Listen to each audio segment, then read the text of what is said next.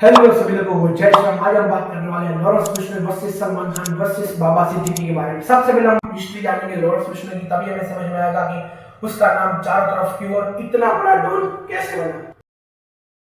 12 फरवरी 1993 को पंजाब के फाजिलका में एक बेटे का जन्म हुआ। बेटे के जन्म पर ही पूरा परिवार खुशी से झूम उठा। बेटा इतना सुंदर हो रहा था कि उसकी मां ने उसको लॉरेंस बुलाना शुरू कर दिया। अब ईसाई धर्म में लॉरेंस का अर्थ होता है उज्जवल या फिर चमकता व्यक्ति। हालांकि उनका रियल नेम सचिन है। लॉरेंस के पिता चाहते थे कि उनका बेटा आईएएस या आईपीएस जैसा बड़ा अधिकारी बने, इसलिए उनकी जो शुरुआती पढ़ाई थी आबोर के सबसे महंगे स्कूल में कराई। उसके बाद हायर स्टडीज के चंडीगढ़ चले गए, जहां उन्होंने 2011 में डीएवी कॉलेज में एडमिशन लिया, जहां उनकी दोस्ती गोल्डी ब्रास से हुई। धीरे धीरे उन दोनों में इतनी गहरी दोस्ती होगी कि पूरे कॉलेज में मिसाल दी जाने लगी। एलएलबी के पढ़ाई के दौरान उन्होंने छात्र राजनीति में हाथ आजमाया और खुद का एक संगठन बनाया। उस चुनाव को जीतने के लिए लॉरेंस फिश्नर ने खूब प्रयास किए, खूब मेहनत की, लेकिन वो फिर भी वो चुनाव हार गए। लॉरेंस फिश्नर के विपक्ष में जो ग्रुप थे उनसे अपनी हार का बदला लेने के लिए एक रिवॉल्वर खरीद के ले गए। जिस पिता का सपना था उसका बेटा पढ़ लिख कर आईपीएस जैसा बड़ा अधिकारी बनेगा, लेकिन उस बेटे ने एक हार की वजह से अपनी जिंदगी की दिशा बदल दी और अपराध की दुनिया में सबसे पहला कदम रख दिया। आज की डेट में लॉरेंस फिश्नर की नाम की बात करें तो शायद अंडरवर्ल्ड में ऐसा कोई हो जिनको ना जानता हो। उनके पास 100 नहीं, 200 नहीं, 300 नहीं, 700 नहीं, 700 से भी ज्यादा एक्टिव शूटर्स हैं जो उनके एक इशारे पर कुछ भी कर सकते हैं। जनता ने उन्हें प्यारा सा नाम दिया है, हिंदू का शेर। तो ये है हिस्ट्री ऑफ लॉरेंस फिश्नर। अब बात करते हैं क्यों मारना चाहते हैं लॉरेंस फिश्नर सलमान खान। दुश्मनी की शुरुआत होती है साल 1998 के राजस्थान के जोधपुर में हम साथ साथ फिल्म की शूटिंग चल रही थी। सलमान खान ने कुछ साथी कलाकारों के साथ भागवत गांव की तरफ शिकार करने के लिए गए, जहां उन्होंने 27 और 28 सितंबर की रात घोड़ा फार्म हाउस में शिकार का सबसे पहला मामला सामने आया, जिसका इल्जाम सलमान खान पर लगा और इसके बाद ये मामला कोर्ट में चला गया। कोर्ट में जाके और कुछ नए नाम सामने आए, जैसे सैफ अली खान, अभिनेत्री नीलम, सोनाली और तब्बू, इनको आरोपी बनाया गया। जब इस केस की सुनवाई कोर्ट में शुरू हुई तो इस घटना का अहम गवाह था वो अपने बयान से पलट गया। यहाँ तक कि बाद में उसने अपने मेडिकल सर्टिफिकेट्स बनाकर कोर्ट में अर्ज लगाई कि उसे कुछ याद नहीं था और उसका इलाज चल रहा है।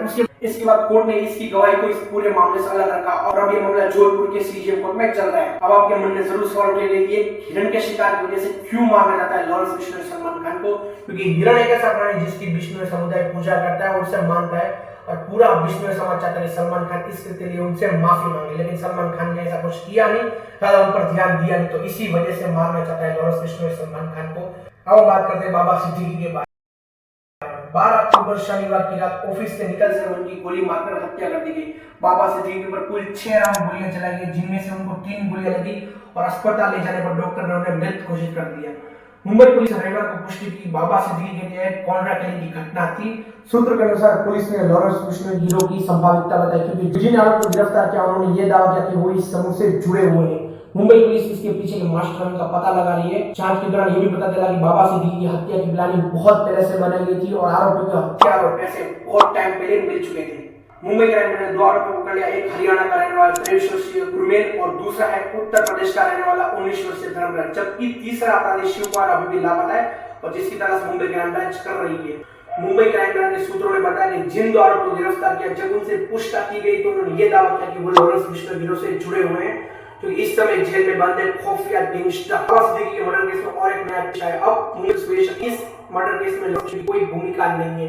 शुभम लोडकर उर्फ सग्गू ने लॉरेंस फिश्नर के नाम पर ही हत्या की जिम्मेदारी ले ली थी। इसी के बाद ही बाबा सिद्दीकी के मर्डर केस में लॉरेंस फिश्नर का नाम पूछना था। मुंबई पुलिस को यह भी शक है कि शायद लॉरेंस फिश्नर ने इस हत्या की सुपारी ली, इसी वजह से लॉरेंस फिश्नर के किसी भी खास शख्स ने अभी तक अपनी जुबानी नहीं खोली। हालांकि रिकॉर्ड ये कहता है कि लॉरेंस फिश्नर गैंग ने कुछ भी किया है तो खुलेआम स्वीकार किया है कि हमने किया, तो फिर इस बार क्यों नकार दिया। ये कहानी है बाबा सिद्दीकी के मर्डर की। हालांकि मेरे पास इतने अपडेट था तो मैंने आपको बता दिया। अगर इसका पार्ट 2 चाहिए तो कमेंट जरूर कर देना, मैं इसका पार्ट 2 जरूर लाऊंगा। क्यों लॉरेंस का एनकाउंटर चाहती है करणी सेना? दरअसल इसकी वजह राष्ट्रीय राजपूत करणी सेना के अध्यक्ष सुखदेव सिंह। 5 दिसंबर 2023 को उनकी हत्या हुई। तब लॉरेंस फिश्नर ने घर में घुसकर गोलियों से भून दिया। लॉरेंस फिश्नर ने गोल्डी ब्रास ने एक इंटरव्यू में बताया कि उनके कुछ काम में दखल दे रहा था। 2-3 बार उनको चेतावनी दी गई थी, लेकिन उसके बाद भी वो नहीं मान रहा था, इसलिए उनकी हत्या कर दी गई। इस हत्या के बाद से ही करणी सेना लॉरेंस फिश्नर गैंग से दुश्मनी रखता है। राज शेखावत ने कहा कि जो पुलिसकर्मी लॉरेंस फिश्नर का एनकाउंटर करेगा उसे 1,11,11,111 की ऐसी कहानी बताऊंगा जिसे सुनकर आपके रोंगटे खड़े हो जाएंगे। बात है 1730 की। राजस्थान के जोधपुर खेजड़ी गांव के नए राजा बने थे अभय सिंह। उनको अपने महल के लकड़ियों की जरूरत थी, तो उन्होंने खेजड़ी गांव के खेजड़ी के पेड़ को काटने का आदेश दिया। मंत्री और दास तो निकल पड़े थे। जब इस बात की भनक अमृता देवी नामक बहादुर महिला को पता चली तो उसके बाद वो पेड़ से चिपक कर खड़ी हो गई और धीरे धीरे पूरा गांव वहां पर इकट्ठा हो गया और सभी लोग खेजड़ी के वृक्ष को बचाने के लिए एकजुट हो गए। इसके बाद कुल्हाड़ियां चलती गई और लाशें बिछती गई। इस तरह 363 लोग पेड़ को बचाते बचाते शहीद हो गए। इन 363 लोगों में अमृता देवी की 3 बहादुर बेटियां भी थी जो कि पेड़ को बचाते बचाते अपनी जान दे दी। सच में विष्णु समाज की ये कहानी बेहद बहादुरी और वीरता के मामले सबसे बेमिसाल है। कुछ लड़ाई ऐसी होती जिन्हें आप तीर और तलवार से नहीं जीतते। भले अमृता देवी की मृत्यु हो गई लेकिन वो मृत्यु के बाद भी जीत गई क्योंकि अब इसने ये निर्णय लिया कि अब वो खेजड़ी के वृक्ष को नहीं काटेंगे। तो इस तरह ये वीडियो यहीं पर एंड होता है। अगर आपको वीडियो में मजा आया तो लाइक शेयर सब्सक्राइब जरूर करना। मिलूंगा ऐसे मजेदार वीडियो के साथ, तब तक के लिए सबको जय हिंद जय भारत।